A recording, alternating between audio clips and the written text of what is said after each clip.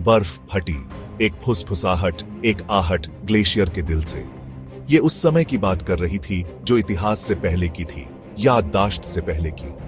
दुनिया की जमी हुई जीभ के नीचे कौन से राज दफन हैं, ऐसे राज जो खुद समय की नींव को हिला सकते हैं। एक अकेली शख्स एस्ट्रिड ग्लेशियर के सामने खड़ी थी।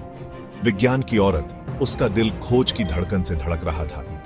उसने अपनी जिंदगी इस पल के लिए, उस राज को उजागर करने के लिए समर्पित कर दी थी जिसे ग्लेशियर ने बंदी बना रखा था। वाइकिंग्स की कहानियां, एक ऐसी मशीन की फुसफुसाहट जो समय के ज्वार को नियंत्रित कर सकती थी, उसे दुनिया के इस वीरान कोने में खींच लाई थी। एस्ट्रिड ने अपने दस्ताने वाले हाथ से एक पत्थर की सतह को सहलाया। उसकी उंगलियों ने उन प्राचीन निशानों को महसूस किया जो सदियों से छिपे हुए थे, जिस पर बर्फ के हटने से नक्काशीदार निशान उभर आए थे। जैसे जैसे बर्फ पिघलती गई, उन निशानों की कहानी धीरे धीरे सामने आने लगी। हर निशान एक ऐसी ऊर्जा के साथ धड़क रहा था जो उसकी हड्डियों में गूंज रही थी। यह ऊर्जा केवल पत्थर में नहीं, बल्कि उसके भीतर भी महसूस हो रही थी। वाइकिंग्स, वे सिर्फ जीतते नहीं थे, वे समय को नियंत्रित करते थे। उनकी विजय केवल युद्ध के मैदान तक सीमित नहीं थी, बल्कि समय और स्थान की सीमाओं को भी पार कर जाती थी। लेकिन क्यों? आखिर उन्हें इतनी हद तक क्या करने पर मजबूर कर रहा था? क्या यह केवल शक्ति की भूख थी, या कुछ और गहरा रहस्य छिपा था? कहानियों में एक भयानक शक्ति, एक ऐसे हथियार की बात कही गई थी जो इतिहास को ही फिर से लिख सकता था। यह हथियार केवल एक मिथक नहीं था, बल्कि एक वास्तविकता थी जो समय के साथ खो गई थी। एक ऐसा हथियार जो रागनारोक, प्रलय का दिन ला सकता था। यह प्रलय केवल एक अंत नहीं था, बल्कि एक नई शुरुआत का संकेत भी था। एस्ट्रिड ने उन्हें मिथक मानकर खारिज कर दिया था। ऐसी कहानियां जो बच्चों को डराने के लिए बताई जाती हैं, लेकिन अब इन कहानियों का महत्व उसके सामने स्पष्ट हो रहा था। अब धड़कते हुए निशानों को देखते हुए संदेह ने उसके संकल्प को कुतरना शुरू कर दिया। क्या ये निशान वास्तव में उन कहानियों का प्रमाण थे? क्या वह एक ऐसे रहस्य के करीब थी जो सदियों से छिपा हुआ था? एस्ट्रिड के मन में सवालों की बाढ़ आ गई और उसके दिल में एक नई जिज्ञासा जाग उठी। ग्लेशियर के भीतर गहरे बर्फ की एक गुफा में छिपा हुआ, जो 1000 सितारों की तरह चमक रहा था, यह एक रहस्यमयी स्थान था जहां समय और स्थान का कोई मतलब नहीं था। यहां की बर्फ की दीवारें जैसे किसी प्राचीन रहस्य को छुपाए हुए थीं, एक अद्भुत दृश्य प्रस्तुत कर रही थीं। एस्ट्रिड ने उसे खोज निकाला। वह एक साहसी वाइकिंग महिला थी जिसने अनगिनत खतरों का सामना किया था। उसकी आंखों में एक चमक थी, जैसे उसने कुछ अद्वितीय खोज लिया हो। कोई हथियार नहीं, बल्कि एक मशीन। यह मशीन किसी भी साधारण यंत्र से अलग थी। यह एक प्राचीन यंत्र था जो समय की धारा को बदलने की क्षमता रखता था। कांसे और क्रिस्टल का एक चमत्कार, एक ऐसी ऊर्जा के साथ गूंज रहा था जो व्याख्या से परे थी। यह मशीन एक अद्वितीय ऊर्जा से भरी हुई थी जो किसी भी वैज्ञानिक सिद्धांत से परे थी। इसके केंद्र में एक गोला धीरे धीरे घूम रहा था। इसका घुमाव प्राकृतिक क्रम के विपरीत था, एक घड़ी जो पीछे की ओर चलती थी। यह गोला समय की धारा को उलट रहा था, जैसे कि यह किसी प्राचीन जादू का हिस्सा हो। एस्ट्रिड सावधानी से मशीन के पास पहुंची। उसका दिल उसकी पसलियों के खिलाफ उन्मादी लय में धड़क रहा था। उसकी हर सांस में एक नई उम्मीद और डर का मिश्रण था। हवा एक अनदेखी ऊर्जा से कड़क रही थी, जिससे उसकी बाहों पर रोंगटे खड़े हो गए।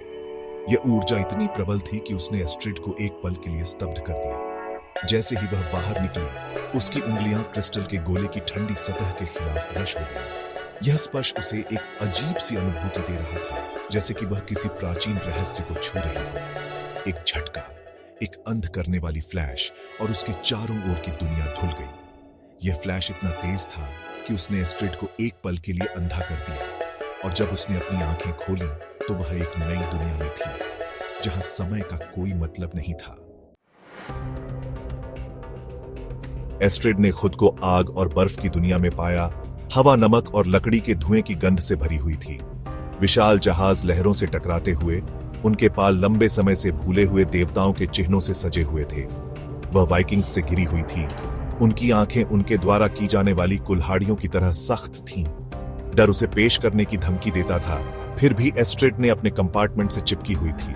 उसे समझना पड़ा। उसे इस मशीन के रहस्यों को सीखना था, जिस उद्देश्य से इसने सेवा की थी। लेकिन वाइकिंग्स एक ऐसी भाषा में बोलते थे जो समय के साथ खो गई थी। उनके शब्द तूफान की गर्जना की तरह थे। भाग 5, समय की कीमत। दिन हफ्तों में बदलते गए क्योंकि एस्ट्रिड भाषा और रिवाज की खाई को पाटने के लिए संघर्ष कर रही थी। उसने पाया कि वाइकिंग्स मानते थे कि मशीन देवताओं का एक उपहार है जो समय की कढ़ाई को सुधारने का एक उपकरण है, और वह एक बाहरी व्यक्ति अपनी पूरी क्षमता की कुंजी रखती थी। लेकिन एस्ट्रिड को जल्द ही पता चला कि देवताओं के हर तोहफे के साथ एक कीमत चुकानी पड़ती है। वाइकिंग्स ने एक भयानक असंतुलन, एक अंधेरे की बात की जो समय के धागों को खाने की धमकी दे रहा था। इसकी मरम्मत के लिए बलिदान करना जरूरी है, एक जीवन के लिए एक जीवन, एस्ट्रिड का जीवन। भाग 6, राग्नारोक का किनारा। एस्ट्रिड ने मना कर दिया। वह ज्ञान की तलाश में आई थी, बलि का बकरा बनने के लिए नहीं। उसकी अवज्ञा ने आग के तूफान को प्रज्वलित कर दिया। वाइकिंग्स उनके चेहरे डर और क्रोध से ऐंठे हुए थे। उस पर संतुलन बिगाड़ने का आरोप लगाते हुए राग्नारोक के आगमन को तेज करने का आरोप लगाते थे। एस्ट्रिड ने खुद को टाइम मशीन की ठंडी धातु के खिलाफ पीछे धकेला हुआ पाया। दो दुनियाओं का भाग्य संतुलन में लटका हुआ था। वाइकिंग्स आगे बढ़े। उनकी परछाई लंबी थी और टिमटिमाती आग की रोशनी में खतरनाक थी। निराशा ने उसका उपभोग करने की धमकी दी। क्या यही अंत था? भाग 7, चुनाव। लेकिन एस्ट्रिड निराशा के आगे आत्मसमर्पण करने वालों में से नहीं थी। वह बहुत दूर आ चुकी थी, बहुत गहरे राज खोले थे। वाइकिंग्स की आंखों में देखकर उसने न केवल क्रोध देखा बल्कि भय भी देखा, एक ऐसे भविष्य का डर जिसे वे नियंत्रित नहीं कर सकते थे। उस पल में एस्ट्रिड समझ गई, वे बर्बर नहीं थे बल्कि अभिभावक थे, जिन्हें एक ऐसी शक्ति सौंपी गई थी जिसे वे मुश्किल से समझते थे। और वह बाहरी व्यक्ति अपनी सच्ची क्षमता को अनलॉक करने की कुंजी रखती थी। लेकिन क्या वह इसका इस्तेमाल उन्हें बचाने के लिए करेगी या खुद को? भाग 8, निर्णायक मोड़। एस्ट्रिड ने एक गहरी सांस ली और बोली। उसकी आवाज गुफाओं वाली जगह में गूंज रही है। उसने अपने शब्दों को सावधानीपूर्वक बुना, विज्ञान और मिथक की भाषा को एक साथ पिरोया। उसने समय के नाजुक संतुलन, इसके प्रवाह के साथ छेड़छाड़ के खतरों के बारे में बताया। उसने उन्हें एक अलग रास्ता, बलिदान के बिना समय की कढ़ाई को सुधारने का एक तरीका बताया। उसने ज्ञान की शक्ति, खेल में शामिल ताकतों को समझने के बजाय डरने के बारे में बताया। वाइकिंग्स पर सन्नाटा छा गया। उनका गुस्सा जिज्ञासा का रास्ता दे रहा था। भाग 9, एक फुसफुसाहट की गूंज। सदियों के बोझ तले बर्फ फिसल गई, कराह उठी। ये आवाजें समय की गहराइयों से आती प्रतीत होती थीं, जैसे कि वे किसी प्राचीन रहस्य को उजागर करने की कोशिश कर रही हों। टाइम मशीन धड़क उठी। उसकी ऊर्जा एस्ट्रिड के चारों ओर भूतिया हवा की तरह घूम रही थी। यह मशीन केवल एक यंत्र नहीं थी, बल्कि समय की धड़कन थी, जो अतीत और भविष्य को जोड़ रही थी। वाइकिंग्स देखते रहे। उनके चेहरे आशा और घबराहट के मिश्रण से सने हुए थे। वे जानते थे कि यह यात्रा केवल एस्ट्रिड की नहीं थी, बल्कि उनके पूरे कबीले की किस्मत इस पर निर्भर थी। एस्ट्रिड ने एक परिचित रस्साकशी, अपने समय की ओर एक खिंचाव महसूस किया। यह खिंचाव उसे उसकी जड़ों की ओर खींच रहा था, जैसे कि समय खुद उसे बुला रहा हो। उसने अतीत की एक झलक देखी थी, खुद समय के ताने बाने को छुआ था। यह अनुभव उसे एक नई समझ और ज्ञान की ओर ले जा रहा था, जो केवल कुछ ही लोगों को प्राप्त होता है।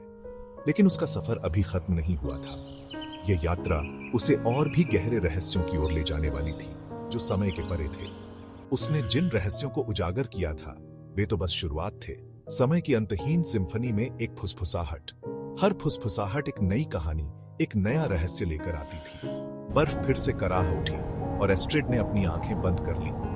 उसने महसूस किया कि यह कराह केवल बर्फ की नहीं थी, बल्कि समय की भी थी, जो उसे कुछ बताने की कोशिश कर रहा था। जब उसने उन्हें खोला तो वह अपनी ही दुनिया में वापस आ गई थी। पत्थर पर बने निशान उसके स्पर्श के नीचे ठंडे थे। ये निशान केवल पत्थर पर नहीं थे, बल्कि उसकी आत्मा पर भी थे। लेकिन अतीत की फुसफुसाहटें बनी रहीं, एक वादा और एक चेतावनी ग्लेशियर की खामोशी में गूंजती रही। ये फुसफुसाहटें उसे याद दिलाती रहीं कि उसकी यात्रा अभी खत्म नहीं हुई थी और उसे अभी और भी बहुत कुछ खोजना था।